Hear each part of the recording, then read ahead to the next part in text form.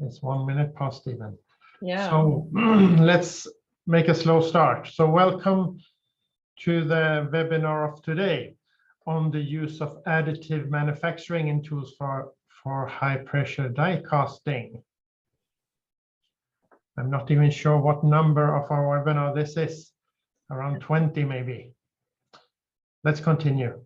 And you see the list of the ones registered for the webinar, and it's quite a wide variety of guests from everywhere almost. And many of you are dropping in right now, I see. So anyway, let's go on. Welcome again if you are a late arriver.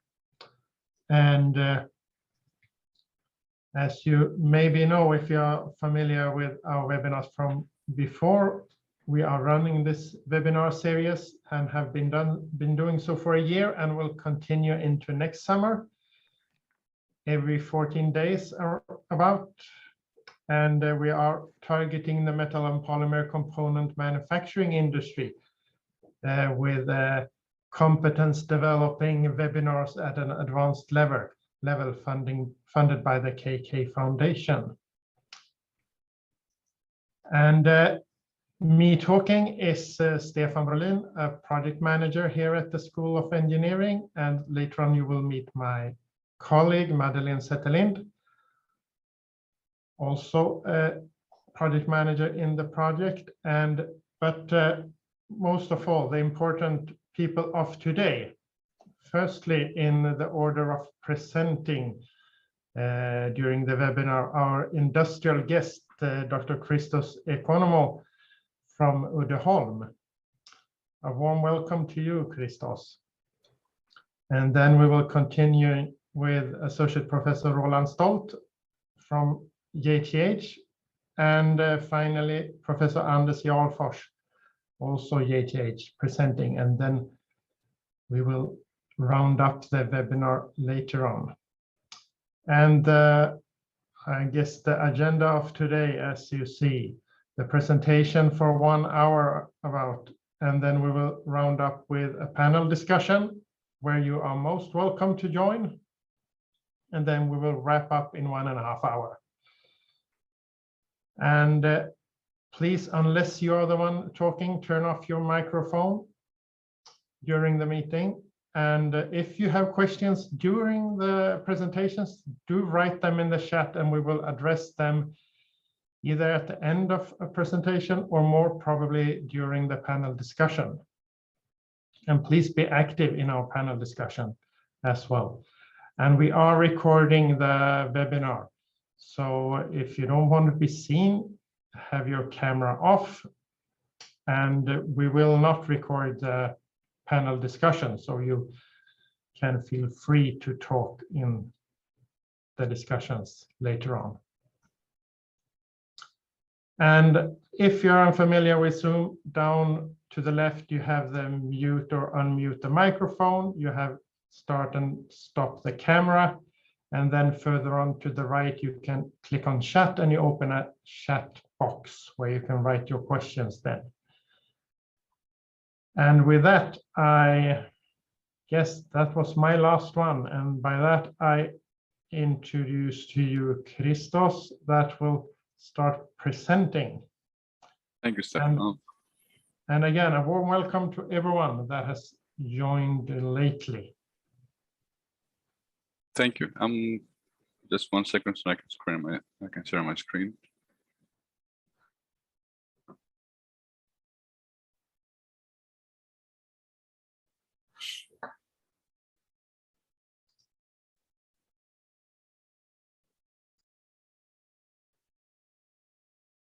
Okay.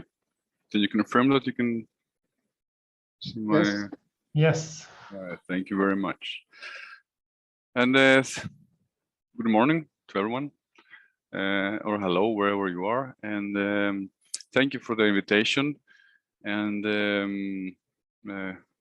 I have been invited here just to say a few words, at least from the industry perspective, on how we work with additive manufacturing and what developments we have been focused on the last years.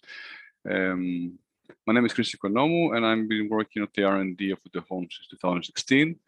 And currently I'm on the product development group and leading projects related to development of AM tool in toolsteels. Before I begin, just a few words to introduce to the audience who we are. We're positioned here in Sweden, and we are part of a larger organization, voestalpine, in Austria. And we're represented worldwide, as you can see, with a quite large customer portfolio. 70,000 tons annually produced. We're focusing on production of tool steels for high performance and for tooling applications. 3,000 about employees worldwide. That includes not only production, but also researchers, sales, and logistics, and so on. And quite a long history, as you can see, founded back in 1668. And we are leading the global market in terms of ESR produced material for tooling applications. If you get the chance to ever visit us here in Sweden, the mill is located in Hagfors in Värmland, and about 850, 160 people are employed currently today. And on the right-hand side of the mill, as you see it in front of you, exist the powder technology centers close to the R&D. And these are new installments that they have been initiated back from 2016 with the first atomizer and second atomizer about 2.5 years ago, I think, or 3. In general, the business idea for the home is not only to provide a product, but solutions around that. So we try to be involved in the whole process chain, and we try to have solutions for their customers, for our partners, to find the best optimum solution for what they intend to do. So we're not only involved with the manufacturing process, but also recommendation for post-processing, and follow the whole value chain, and try to listen to the demands, and always adapt to it. What we do traditionally, in general, we deliver material along with recommendations how to process it in order to be so the customers will create dies or molds or inserts that from which they will manufacture their components of interest, like the examples you saw in front of you. And that is what on the conventional world. But today I have been invited to say a few words about what we do in AM. And AM for us has been a quite new part of our history. We started, as I mentioned, the first developments back in 2016. So I'm just going to show a little bit of what has been done from the research point of view, what kind of products have been developed, and what is on the pipeline, and how we think around that. In general, additive manufacturing, I think you all probably are quite aware, and today what it is and how it's defined today. You can see a definition here from the standard, basically adding material layer by layer, as opposed to a subtractive manufacturing method where you actually have an initial block or initial material that we remove and try to get to the end shape. So it's a little bit of reverse way of working, and it has its own challenges, of course. Probably you have seen studies like the one shown in front of you, commercially available, that they try to get a little bit of an overview of the technology. We probably know that this technology has been booming a lot the last decade. And from this small map that you can see in front of you, which is basically system manufacturers, you can get an idea how many startups and how many players are entering constantly the market. From also from this image, if you see on the top right corner, powder-based AM technologies are having half of the share of the technologies existing today. And if you can see on the top right corner, most of them are focused around the laser powder bed fusion processes that are the most commonly used today, at least for the metals. This is for the metals. So this kind of complicates things a little bit to some extent, because it's kind of hard to, every method has its, or every technology has its own peculiarities. So we try to adapt and see where we can fit the material with the best properties possible. A lot of things are changing all the time, so one has to be updated continuously. So far, what we have seen, some of the AM technologies that are relevant, definitely for the tooling applications, are the laser powder bed fusion, the laser metal deposition, and the electron beam melting. These technologies, they have reached quite high of maturity level, and products out of these manufacturing methods that are existing today also already in production. So they have quite high maturity level, and we also work closely with those. There are other AM processes from the previous method you saw, like for example, binder jetting or bound metal deposition, or the filament process where you have a mixture of polymer with metal. And they are also of interest, and they're keeping up, they're continuously increasing the interest for these processes. So why one goes towards AM in tooling applications? Usually these are the major points that are listed in front of you. The biggest argument is conformal cooling. The additive manufacturing, the freedom of design offers conformal cooling as opposed to conventionally made drill which are cooling channels, which are quite straight and they cannot conform along with the surface. So by implementing such strategies, one can get improved cycle times. You will see an example later on, or improved die life by reducing, for example, we're talking about high-pressure die casting, for example, soldering behavior, or improve wear resistance. Another benefit that comes with this is the optimized die temperature control. It doesn't necessarily require to take down the temperature, but just to achieve a more homogeneous temperature profile on the die. And with that, one can get improved part quality and reduce scrap rate. Functionality that is also another interesting part that can be introduced with the AM. Integrated sensors or hybridization, tool venting and coating are also part of what one can do, where you can steer the AM technologies towards functionality. Repairing of conventionally made dies can be also done, and improve lead times in many cases if one wants to see the whole value chain of when deliver bar and the whole process chain to follow with machining, grinding, and heat treatments, coatings, and so on. There is a benefit of trimming down the whole lead time going through the AM route. And of course, the reduction in scrap, as mentioned, it has a big impact on the CO2 footprint, which is important to state. And what is usually asked from us when we want to deliver an AM solution, definitely on the top of the list is quality, consistency of the raw material, the feedstock material, and good behavior in the process. So quality is very important. Also application-specific requirements. So today, as you all know, since the technology is quite new, the alloys that exist are not tailor-made for the applications of interest, rather than just standard solutions that are coming from conventional manufacturing.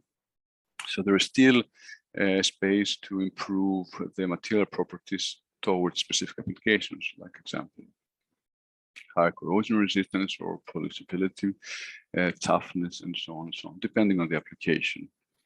The products need to be scalable, and also they need to touch the limits of productivity of the processes. This is also very important. And post-process recommendations, customization is always required. Machining operations, coating operations, heat treatments, surface engineering, and so on. And of course, since the technology is still quite new, as I say, design recommendations for additive manufacturing, they're always welcome. And material data for simulation. additive manufacturing goes well hand in hand with increased simulation capabilities. So, and it's part of the digitalization and Industry 4.0. So a lot of material data is required to do virtual simulations before someone executes an actual build. Yeah. So few words about what are we doing here in the hall with the powder development. Today, there are 2 atomizers installed that are working with the close coupled gas atomization. If you know, there are many atomization methods out there. One can get metal powder in many different ways. The reason that one can go for close coupled atomization is because it's a very good ratio of product quality, in this case powder, and productivity, and also in respect to the alloy systems that we want to work with. There are other atomization methods that are more focused for more, for example, ceramic materials or low alloy systems and so on. A very simple representation is what you see in front of you. It's quite simple to be honest. You have a ceramic sand dish, and there is the melting is done by induction, so you can load it with either scrap shores or alloying elements.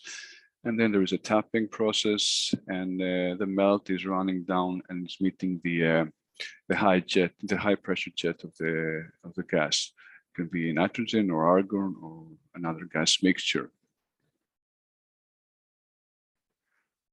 But powder atomization actually falls under the label easy to learn but hard to master.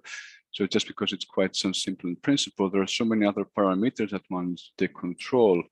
And if we're talking about parameterization, for example, in additive manufacturing, there is a huge parameterization also on the production, on the powder production, the melt viscosity, the melt reactivity with elements like oxygen, for example, or the erosion with the crucibles, the temperature of the turn dish, the distance of the nozzle to the aperture. There are a lot of parameters out there that one needs to take control in order to get a good powder. And this is what we're actually putting a lot of focus to be always consistent on our feedstock. So we have identified some key powder properties that I think they're important and they're relevant for the additive manufacturing processes, as you can see here in front of you on this simple schematic. Definitely chemistry composition, and try to be tight with the chemical limits of the elements we have in the composition, and also for inclusions. The density of the powder, try to have dense powder particles that they will be important later on, so you not get internal porosity from gas entrapment. Good spreading behavior, especially for the powder bed processes, that's very important. In relation to that is also the particle shape. Atomization, as I mentioned, is quite a tricky process, so there is a lot of physical phenomena that are happening, and you might end up with particles that have a lot of satellite formation or a lot of splashes or other type of irregularities. So we try to be more to that side of the story. Of course, tailor the particle size distribution is important. As you can see, this simple schematic. Today, different particle size ranges are required for different AM processes. So the blown powder, for example, like the LMD or the electron beam melting, they're traditionally using higher fraction of powder. Not that you cannot use finer ones, but today they're positioned around that area. Or the laser melting or the laser powder diffusion processes, they use much finer, and the binder jetting processes even less. And we try to do all that in-house in our labs. We have powder labs installed, and we try to qualify the powder with different standards exist today. And so we try to take part of the standardization and follow at least the developments around that. and we have different equipment installed for particle size distribution, for morphology of the powder, for surface area, density, microscopy, and so on and so on. So every batch has been thoroughly analyzed through our powder labs. So now I'm going to move forward a little bit to show you one product that has been launched a few years back. And this is in accordance to what I was showing on the first slides, when it's required something from the market, something more tailor-made solution than the existing solutions today. So the alloy is a stainless steel. It's a maraging type of steel. So nickel is the main element that forms the martensite. It's a martensitic stainless tool steel, and you can have a general. You can see the compositional limits in front of you, or the typical nominal values. It's corrosion resistance, and you can see from its chromium content. And through an aging heat treatment, one can get up to 51 Rockwell C.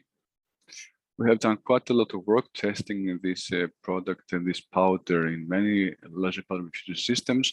So there are a lot of recommendations today, a quite high maturity level on how to process such an alloy in laser powder diffusion, which is primarily intended for. Important thing to remember, heat treatment recommendations might deviate a little bit from conventional materials. Usually the conventional bar materials are delivered in a pre-treated state. Right now, when we're talking about AEM, the manufacturing process is taking place in the system. So we're talking about high solidification rates, and the microstructures are a little bit different than what conventionally people are used to. But we have done quite a little bit of homework. For example, in this alloy system, you will see that after printing in the as-built state, the material will retain a lot of austenite due to the high cooling rate. And there are different strategies to achieve the hardness levels that you can see here, but the retained austenite that has been formed with the process is quite stable. So then you need to do, in this case, a solution annealing and even a deep cooling to get rid of most of the retained austenite, and then get the maximum of the performance. So this is quite typical for when someone is working with high alloy systems with a high solidification rates.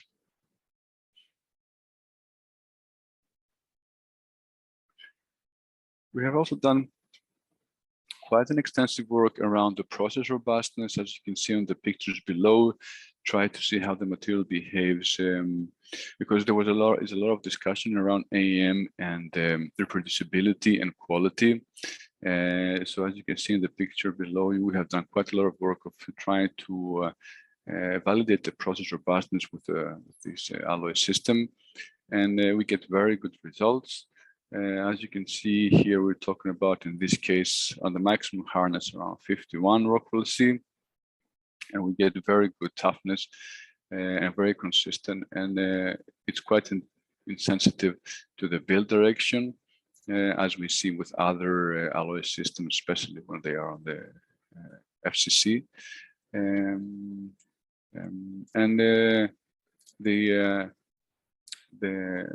the yield points and the maximum strength are also very close to the conventional material. What is very important, I think, and that's quite different when we're looking on bar material, is the homogeneity. So in different directions, the material behaves quite isotropically. We have also done some tests related to HIP operations, because that was another big question all the time. Do we need to do HIP? Do we need to perform photostatic pressing as a post-treatment? And what we have shown with our studies is that if the material has been processed as it should be during the laser powder process, then the HIP does not bring any value to it. If, of course, the process is not stable, and then you might encounter lack of fusion or other internal defects, then the HIP might bring that value and even out the material. But when the process is done properly, there is no extra benefit for bringing HIP. Abrasive wear We have also, since this is an important part of the material performance, we have tested contra the conventional material, as you can see in front of you. So the AM on the right-hand side and the bar material on the left-hand side. This is an abrasive test where against silica or aluminum abrasive mediums, and the performance is actually equivalent. As I mentioned at the beginning, it's also asked a lot if we have many other recommendations on surface engineering. And we have tried with this alloy system from the laser powder bed fusion side to do coating operations. So PVD coatings and also nitration, as you can see here on the top right-hand side. In this case, the idea was to maintain the high corrosion resistance of the alloy, and at the same time boost its tribal behavior, so have better wear resistance. You see an example here from the salt spray test, and down on the bottom of the table is a cyclic polarization test. The PN2 is basic plasma nitride performed at low temperatures, and if you can see just on the potential difference, the untreated material, of course, has the highest corrosion resistance, but it's been followed from the plasma nitration at low temperatures, and the chromium nitride, titanium nitride, diamond-like carbon, and in the end, it's the nitration process at high temperatures. This was a good point because there has always been this misconception that actually nitration doesn't work for stainless products, but if it's done properly, it actually works very well. As I mentioned at the beginning, machining recommendations and polishing recommendations are important.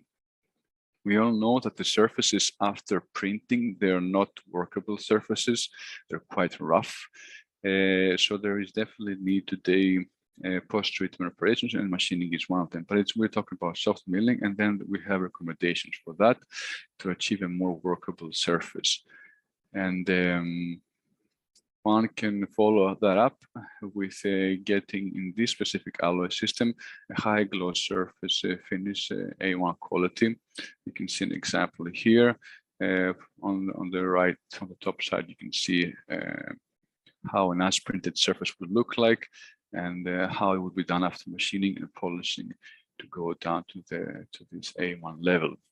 So we have done a lot of work, and we have also webinars uploaded on our site and on our YouTube channel, so people can follow that up. And I have here one case to show what was the motivation actually behind bringing such an alloy system for AM. This work has been also public, so it's okay for us to show. This case study was on PVC tubes. So you can see the insert traditionally made on the left-hand side. There was a hot spot at the end, as you can see here, and there was a quite high temperature difference between from the different ends, and that it was also leading to a deformation of the test tube that was manufactured. And you can see the cycle with the conventional solution. So with the AM solution, you can see we introduced a much more complex helix type of cooling channel. And the achievement here was that it was quite a homogeneous temperature distribution along the insert, and coming along with a significant reduction in the cycle time of about 30%. But it is not only the AM design that brings the value to such applications. Traditionally, the alloy steel, the standard 12709, was used for such trials or such applications, and because this is the most commonly used steel until that point. And you can see the performance, the same hardness levels of 100,000 shots. And also coated with nickel in the cooling challenge. So the problem with this case was, of course, that they was introducing cracks starting from the cooling channels, from the cooling medium. That was due to its low corrosion resistance. So with a corrosion resistant solution from the AM-Corax, it actually surpassed by a lot the performance, as you can see here. So this is a good example of bringing tailor-made properties from the material side to the AM technical solutions. Lastly, before I finish, I want to show you a few slides of one of our newest products. It was actually launched very recently.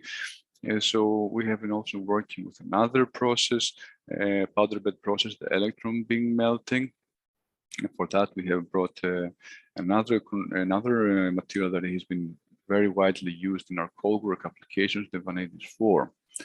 And the powder exists today suitable for the electron beam melting process. And we have made quite a lot of work around that. You can see in front of you the nominal composition of the alloy. The size fractions are actually much bigger than what you saw previously for the laser powder process. And we have done quite a lot of work on the process, as you can see here in front of you. The interesting thing is that the alloy shows very good printing behavior in the electron beam melting. But you can see in front of you here, these are two examples of the parameterization. So the solid cubes here show where the material is getting in a good state, good surface quality and good density. Otherwise, you might be having a little bit more bulking up or rough surfaces, or even lack of fusion. So it has quite a wide range of processability, and recommendations exist for different electron beam melting systems. Just a quick overview of the properties. So in as-built state, again, quite high amount of retained austenite. That's expected because we're talking about high alloy steels with a hardness level of 56 to 58 Rockwell C. But one can follow different type of heat treatment, and we have already at least two heat treatment recommendations or strategies to take down the retained austenite and achieve a very good harness on the 63 to 64 Rockwell C for improved wear resistance. And these are some lab demonstrators from the process. As you can see, either I can make cutting tools or punches, or even dies for powder compaction, as you can see on the picture in front of me. Just before I close, I just want to mention that you can find on our website, as I said, or on our YouTube channel, a lot of material, a lot of webinars that you can follow, and you get a little bit more in-depth information of what I mentioned to you today. And with that, I think I will conclude my talk. So thank you very much, Christos. Thank you for your nice presentation. I'm sure that you have a lot of questions, but I think we will wait with the questions until the panel discussions, and we will move on to Roland Stolt. Please, the stage is yours. Yes, thank you. I'm just going to see how I can share my screen now. I wonder, do you see the screen right now? Yes. Just do the slideshow and then I will see if I can get the presentation started then.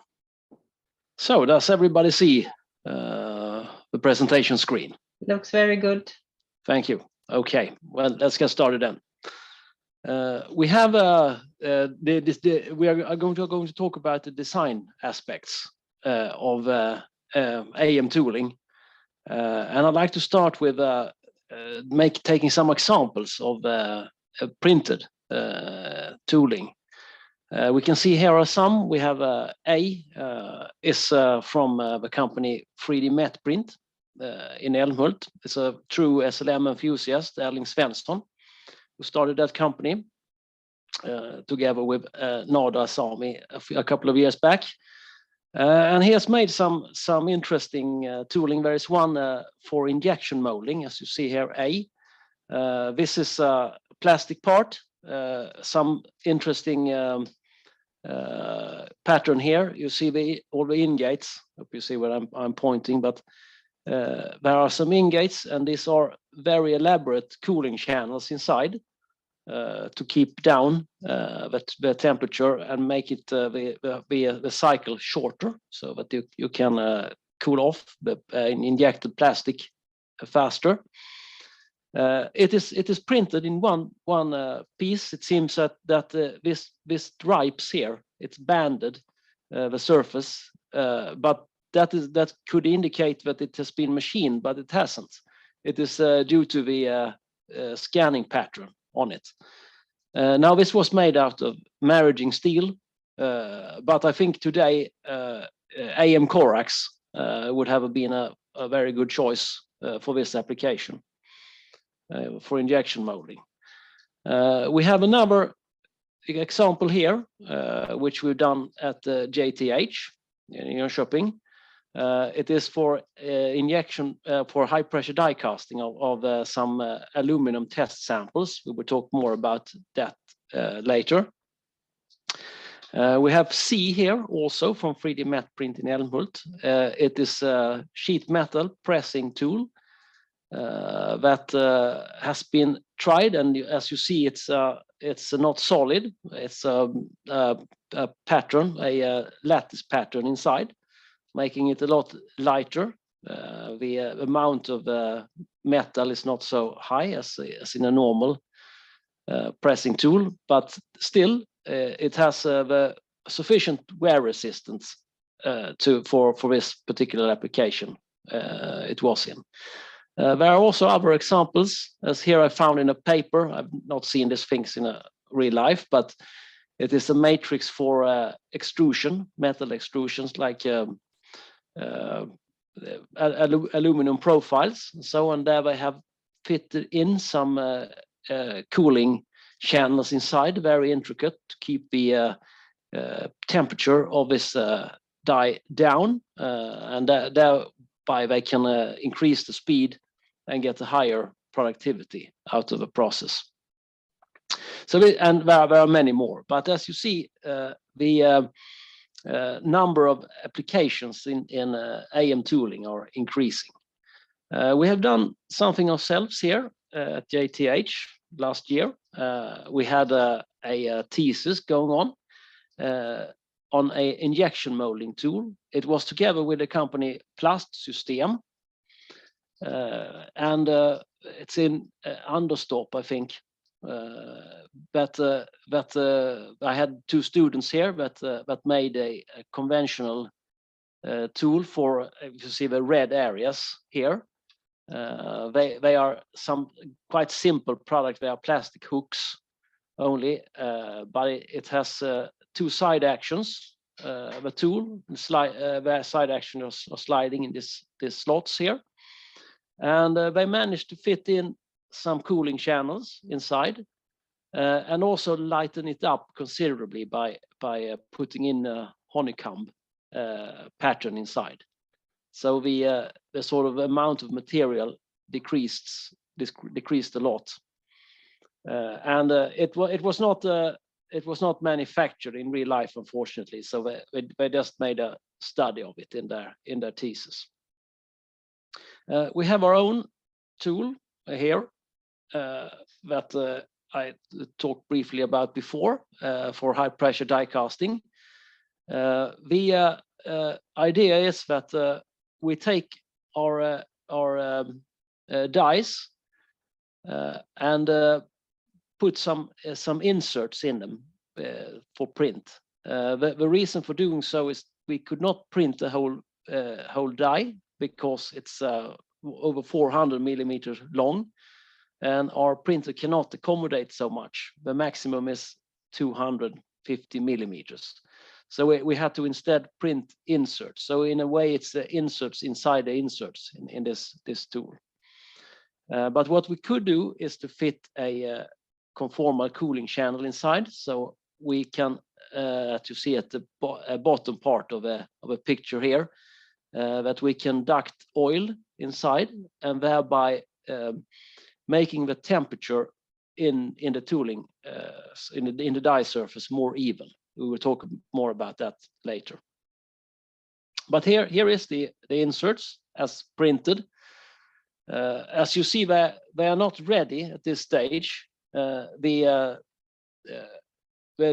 cavities are very shallow. They are supposed to be a little bit deeper, so that we have to machine away some of the material, but they feature those internal cooling channels that I showed before. We've also been able to remove some of the material to make them a little bit lighter. You see here are some cavities here that we took away before the printing. So what we ended up with is a high pressure die casting tool that looks like this. We have two tooling halves here, of the die halves. We have fitted the various cooling circuits inside, and we have to work with double circuits. So there is one circuit for the insert and another one for the die, such that we end up with 4 different circuits, two per half, so to speak, to regulate the temperature. But what did we end up with when we printed these halves of these inserts? The results, like we can say, were quite poor. We have here a drawing of the first attempt. They were supposed to be, you look at here, measurement 6. You see in the lower part of on the right side, measurement 6. It was supposed to be 239.08 millimeters, but we ended up at 237.5. This is way off. It's almost 2 millimeters, or 1.5 from the intended dimension. So it was quite disastrous, this result. We had also, if we look at measurement 2, let's see, where is that? 2, we have here is 133 millimeters. It ended up at 132.3, so that was also outside tolerance. What came out quite good was the width of the inserts. Was supposed to be 64. We measured it at 64.03. So that measurement we kept. We have also the surface roughness to consider. We had specified a surface roughness RA value of less than 4 microns, but we ended up with around 12. So we got a little bit too coarse surface for the application, but it can quite easily be made better with use of some emerald cloth or so to remove those loose powder grains that were sitting on the surface. We used our own printer, the 3D Systems 300 direct metal print, and we used a marrying steel for printing. The result here was so poor that we had to scrap it. We had also 2 ejector pins that was very poorly positioned, so we could not get them into the tooling assembly at all. So the result was that we had to scrap this first attempt of printing, and instead we decided to put a quite big shrink compensation on it, because as you can see, the measurement came out too small, indicating that it had shrunk considerably. So we decided to put on a 2% shrink compensation. And there, of course, we are also out of tolerance because we have two long distances here. So we ended up having to sort of print blanks and machine it to the right tolerances. We need, for example, of a width 64 millimeters, we need a good fitting tolerance to fit it with a slight press fit into the die, so that we need a grade 7 tolerance, and that is simply not possible to achieve with a printer. Machining is needed, and in fact there were quite a lot of extra operations that were needed. I have a list here of them. So we had to start by rough machining the bottom surface. We would have a good reference. We'd have to do the drill and thread the holes for fitting it into the die base, or holding it with bolts into the die base. We have to make some rough machining of the die cavity and top surface.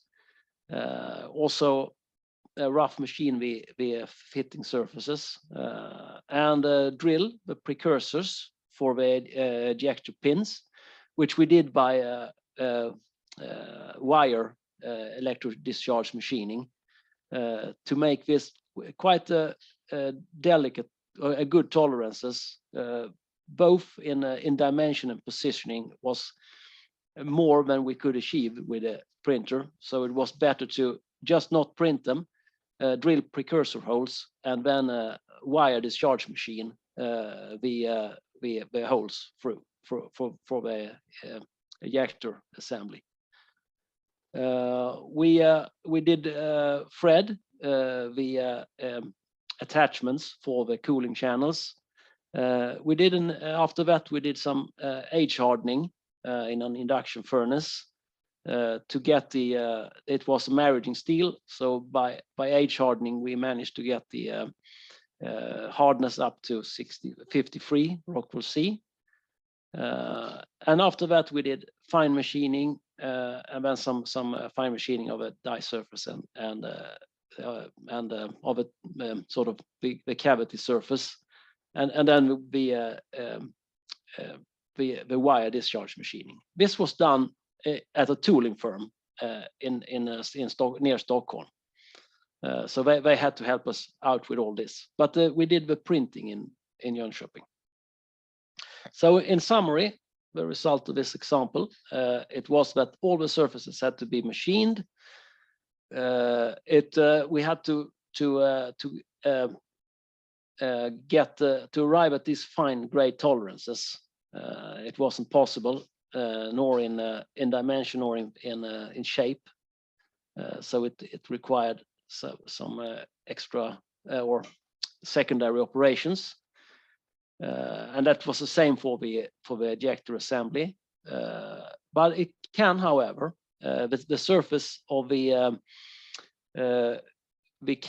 cavity itself that is in contact with the molten metal can be possible to arrive at sufficient directly as print, but it requires some extra treatment with emerald cloth. In this case, we machined that too, but it could possibly have been done with directly from print.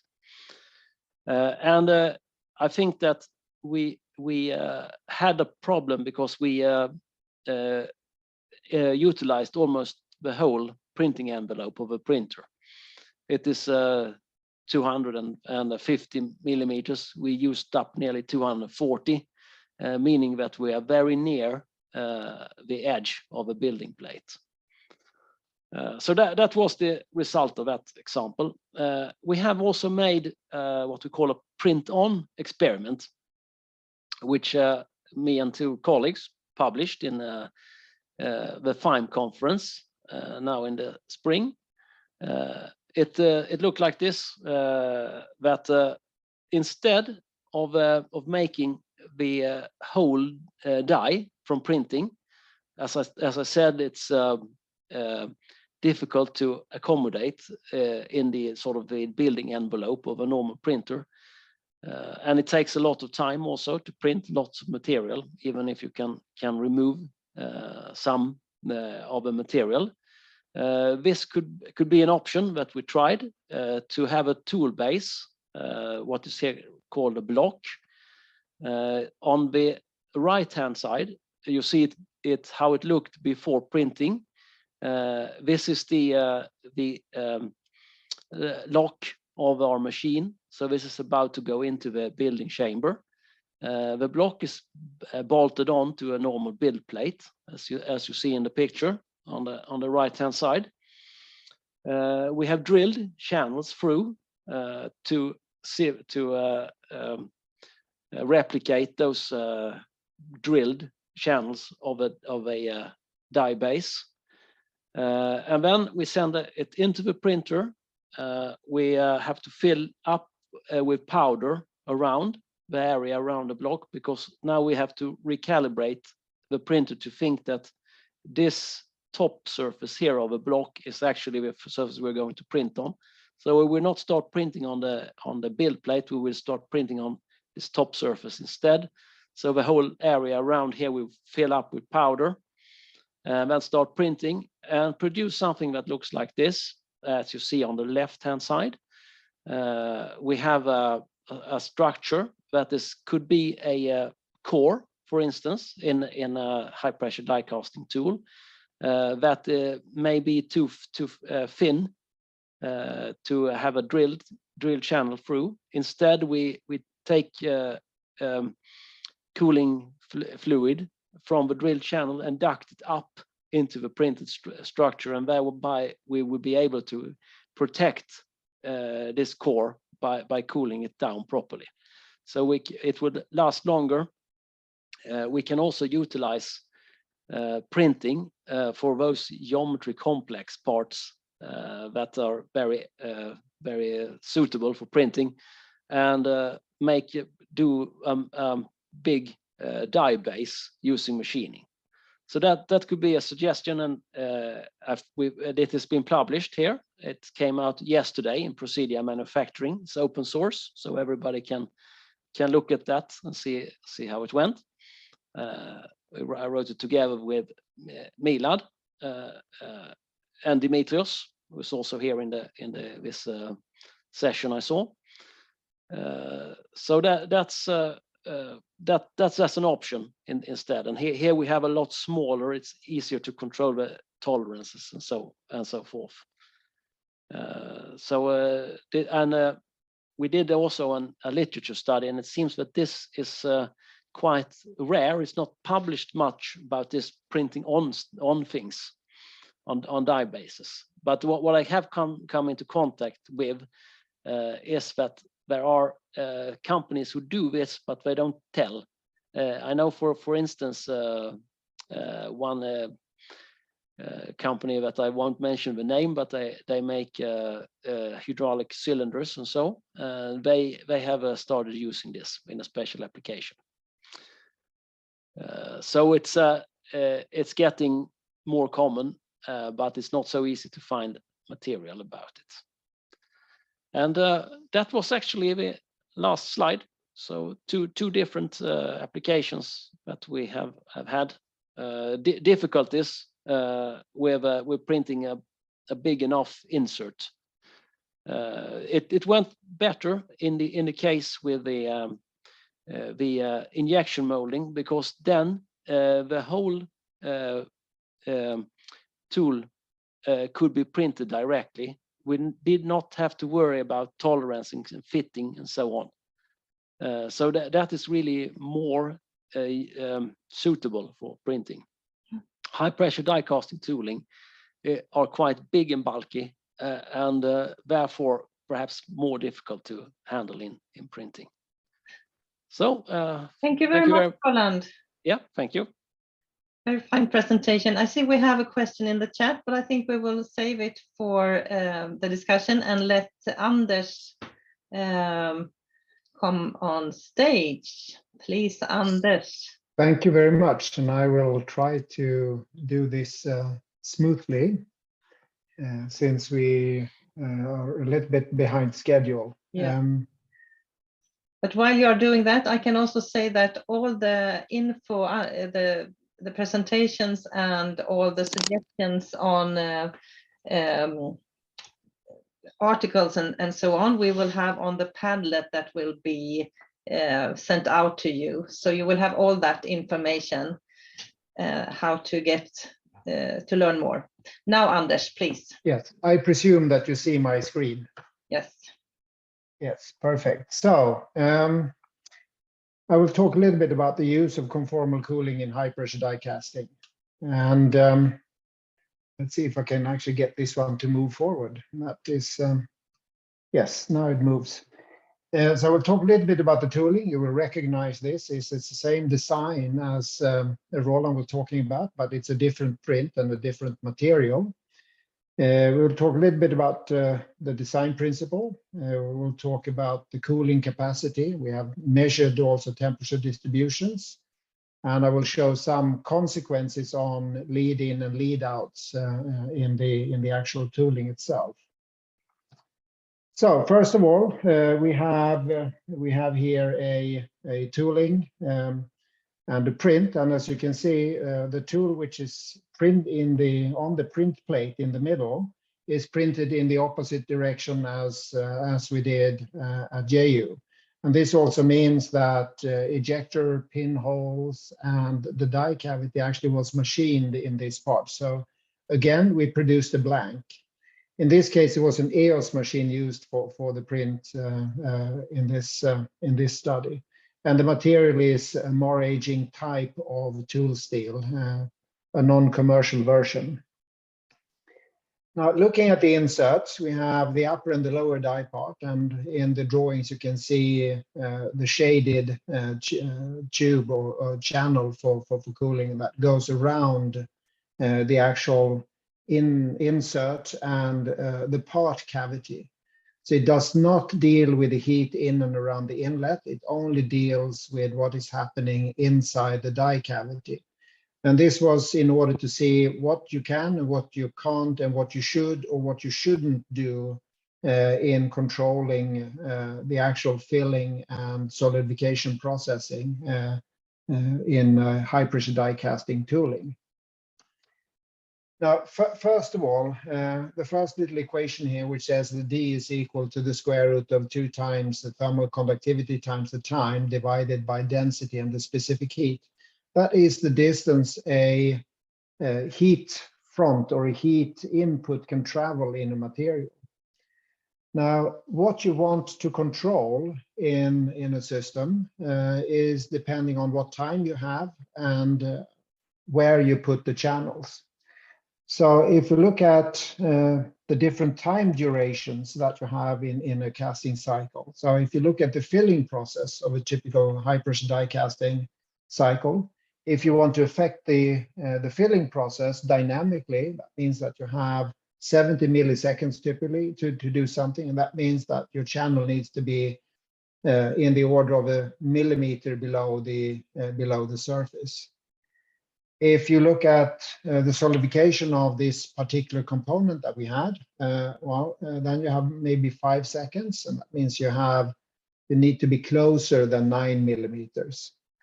And if you would be dealing with the biscuit region or the inlet, then you have, in this case, maybe 10 to 20 seconds, and that means that you need to be closer than 13 to 19 millimeter.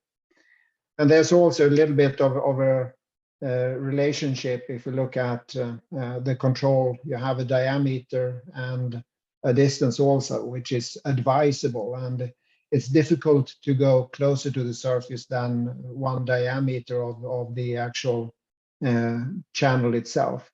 So if you have 1 radius of the channel, so if you have a 10 millimeter channel, that means that you can actually end up maybe 5 to 10 millimeters away from the surface. And if you have a 5 millimeter channel, you end up between maybe 2.5 to 5 millimeter away from the surface. So these are sort of the general distances that we have and how heat is traveled in the tooling. Now, if you look at the design targets, what can you actually do?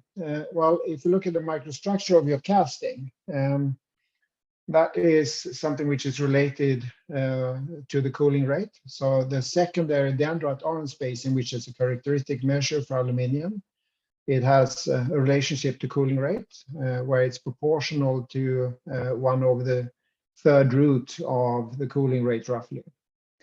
So if you want to increase the strength with 10%, that means that you have to have a 21% decrease of the secondary dendrite arm spacing. And that means that your cooling rate needs to increase 77% in order to achieve that. So that is one part which we need to see, that if we have a sufficient cooling rate or cooling capacity. Now, the other part, if we change the thermal transport in a tool, that means that the fill cycle will be different.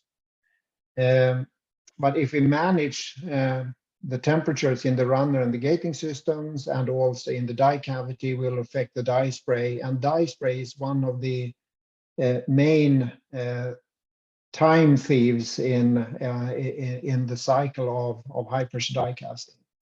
And then in general, tool life, it's temperature and the amount of spray. And if we talk about warping, well, maybe time is not so important, but it's maybe more about moving heat around in the material. So those are the things that we can think about.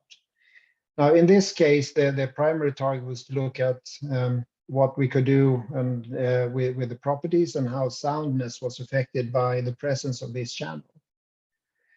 So looking at the cooling capacity, we measured oil temperature differences and flow rates, and it's possible to calculate the peak transfer rate difference between a conformal and a conventional cooling. And in our design, the maximum cooling rate difference during the cycle was about a factor of 3. So that means that we have a capacity to increase the microstructure or decrease the microstructure and increase strength. It's also something that will affect what happens in the initial part of the filling process. So this is a temperature illustration of our system. Now the scales are not identical in this, but what you can see on the left-hand side is that the actual cavity part is much hotter than the surrounding. So that means that you actually get heat concentration in and around the die cavity in the tooling if you have no conformal cooling, which is expected. And when we use conformal cooling to the right, then you can see that this is not as pronounced. And this is just after casting, immediately after part removal. So yes, it's possible to sort of change the thermal distribution in the channel. So what changed here? Well, we measured the temperature along the center line and also the cooling rate in the center of the part. So we measured at the red dot and along the red line. So if we follow what happens at the red dot, you can see what we have here in terms of conformal cooling, which is a gray curve, and in terms of conventional cooling, which is a red curve. So there's something happening in short time. So you quite rapidly come down to a lower temperature, and that means that your affected depth in the material becomes less, and that you more rapidly come down into your, well, more of a steady state type of situation in the tooling. So the transient part is changing dramatically. Otherwise, it's not such a big difference, but it should be noted that for the conformal cooling, the set point of the oil was set higher. And that also, well, it changes a little bit when it comes to temperature distributions. We had to do that because we had issues with filling. So we had to increase the oil temperature. Now, looking at the temperature distribution here, we have to the left the temperature distributions along the insert, and to the right the temperature distributions along the insert with conformal cooling. With that, well, you can see there's a bit of variation and a tendency to have slightly higher temperatures for all the shots. Each line is an individual shot that we measured at. There's a tendency towards a higher temperature along the line with conformal cooling, but this is because we had filling issues and needed to increase the temperature. And also the fact that we needed to increase the temperature also changed that we had a little bit of higher slope if you include the first part of the curve, the one to the left in these drawings at the point of 0. And that is because, we had to run things a little bit hotter with conformal cooling in order to fill the system properly. So the balance between your design system and your function is actually very, very important here. So here, in terms of filling, it caused us a little bit of a problem. When it comes to the temperature distribution, the end temperature to the right near the venting system, we can see that on the right-hand side, where you have the red bars being the conventional cooling system, where the higher bar is at the entry point, and the lower bar is at the exit point, where the vent is. So we kept the temperature down, despite the fact that we had to run the system a little bit hotter, both in terms of melt temperature and in terms of oil temperature. So this means that filling is actually quite affected by the presence of a conformal cooling system. And this also tells us a little bit what you actually need to focus on when we think about high pressure die casting. I will come back to that in the conclusions. So now if you look at the lead in and lead out, actually I would like really, if you cut here in between the lead in and lead out in the drawing, we found a very particular error here. And on the left-hand side, where we had the lead in and lead out, since there's a slight temperature difference there, we also had an accumulation of defects at that point. So that means that one needs to really focus on where you lead in and how you lead out the oil in an insert like this, because that could also generate issues. Now, if you look at the conclusions here, we have some important issues when it comes to the design. One needs to really design what purpose it is, or what is the target of your conformal cooling channel. And there is a long tradition from the polymer industry where the solidification time is very long, while in casting it's very short. So this sets maybe that for cast designs that the actual temperature control in the die cavity may not be your primary objective. The thing that we found is that we actually achieved our increased cooling rate, but it had moderate effects on strength. It had negative effects on filling and soundness. So that means that it's maybe better to focus on other areas in the tooling. And that means that the runner and gating system thermal management, that is the hottest point.